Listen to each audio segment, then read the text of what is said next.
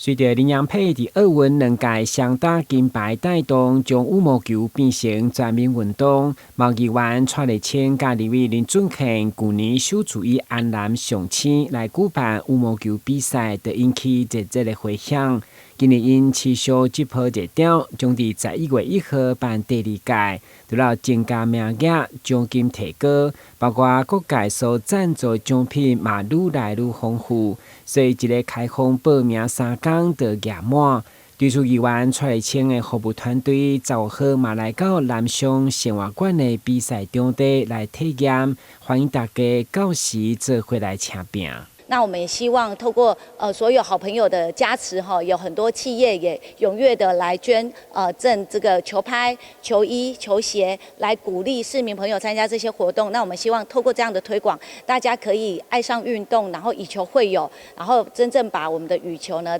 让在更精进，让我们在台湾在国际上让台湾的羽球可以发光发热。安南上青羽球锦标赛，欢迎来挑战。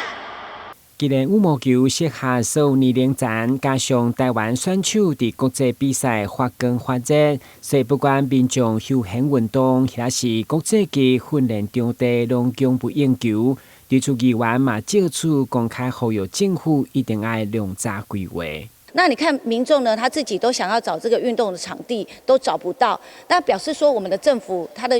这个想法已经落后在民众之后了。你既然要推广运动，你就要给大家足够的设备跟设施，但是目前来看，严重是缺乏的哦。所以我们希望政府赶快，如果真的有心要推广运动，赶快跟上这种市民需求的这个脚步跟速度，来认真的推广，还有建设这个运动设施。根据统计，羽毛球人口已经突破300万，甚至被看作是新的国球。所以第2届安南上青的开幕比赛，我嘛希望邀请运动部长李阳来开球，不止鼓励嘛满足所有参赛买奖。台南新闻阮籍采访报道。